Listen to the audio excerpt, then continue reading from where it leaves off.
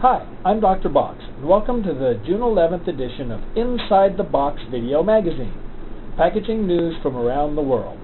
Thanks to all of you, my AskDrBox.com website had more U.S. visitors last month than TAPI, RISI, IOPP, AICC, FBA, and many more. I thank you for your interest in paper-based packaging and for allowing me to share the world's packaging news with you. Earlier this week, I entered into an agreement with Industry Intelligence, formerly ForestWeb, a leading paid resource for information on forestry and paper-based packaging. I will be their paper-based packaging expert and write a once-a-month blog for their paid subscribers only. So for all of you Industry Intelligence paid subscribers, please plan on visiting my new blog on their website scheduled to debut on June 16th. Now for the top packaging news from around the world. According to NBC, Los Angeles became the largest city in the nation to have a city council vote to ban single-use plastic grocery bags. The council approved a measure introduced Tuesday after years of debate over the issue that would phase in a ban on plastic grocery bags. As proposed, the measure will eventually require retailers to charge 10 cents for each paper bag used. The intended purpose of this charge must be to financially encourage people to reuse their paper bags. The policy was approved by the City Council with a vote of 13-1, almost unanimous. The City Attorney's Office will need to draft the law, which will be subject to an environmental review. At the completion of the environmental review, the Council will have to vote on it again, taking the study into account. They are anticipating a final vote within the next 4 months. According to BoxBiz, International Paper was able to reach 2 agreements to sell 3 U.S. containerboard mills. The sale of 3 mills was required under the terms of an agreement with the U.S. Department of Justice as a condition of allowing them to purchase Temple Inland. New Indy Containerboard, a newly formed joint venture of the Kraft Group and Schwartz Partners, will buy the recycled containerboard mills in Ontario, California and Oxnard, California. Hood Companies Incorporated, based in Hattiesburg, Mississippi, will purchase the containerboard mill in New Johnsonville, Tennessee. Hood subsidiaries manufacture and distribute forest and wood products, building and construction materials, and packaging products throughout North America. The completion of these sales will give International Paper about a 34% market share of containerboard production in the United States. International Paper also reports that they now expect the cost savings from Temple Inland acquisition to reach $400 million a year in 2 years, up from $300 million forecast previously. More than half of the savings will come from Temple Inland's box operations and reductions in duplicated corporate overhead.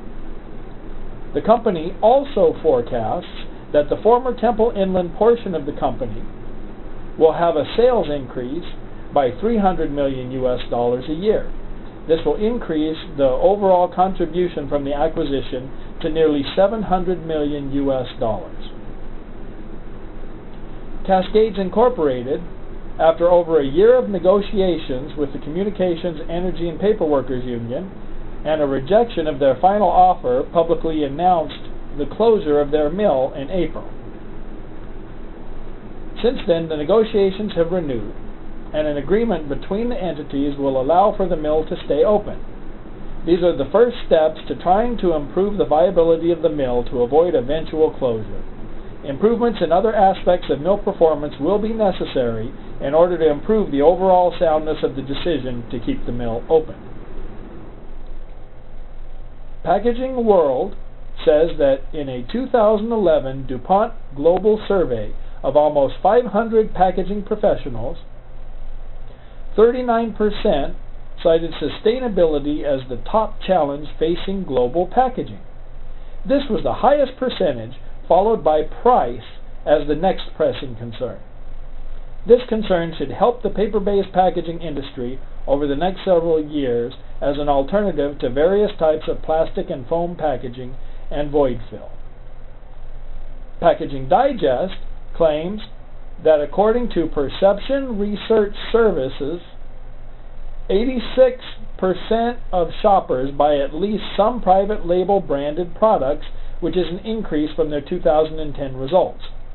I expect this trend to continue as consumers look for better value in their purchases and stores try to improve their brand perception and margins by offering more private label products. RISI reports that Smurfit Kappa, a global packaging leader based in Ireland, has launched its new 16-language global website designed to take them into the next decade. It was also announced by Smurfit Kappa on the Paperboard Packaging Group in LinkedIn.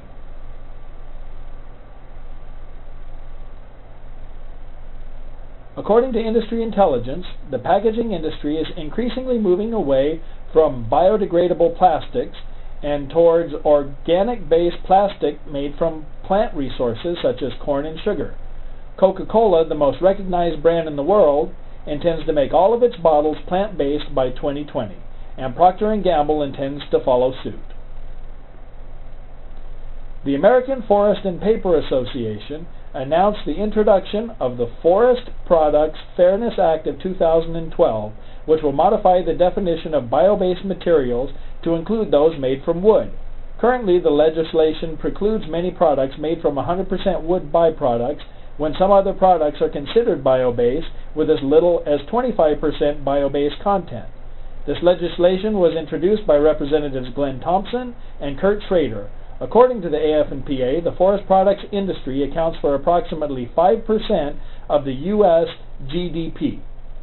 Packaging Recruiters has several general manager and vice president level candidates, as well as production managers and more available. Let me know if you need to upgrade your staff, and the Packaging Recruiters team can help you find your next superstar. I am Dr. Box, president of Dr. Box Consulting, a top profit improvement consulting firm with expertise in safety, sales, quality, productivity, waste reduction, machinery installation, training, and more. I'm also a highly sought-after keynote speaker, expert witness, and market researcher. For all of your consulting needs, you need to call the doctor. The doctor is in, and I can help. Until next time, let's all get back inside the box.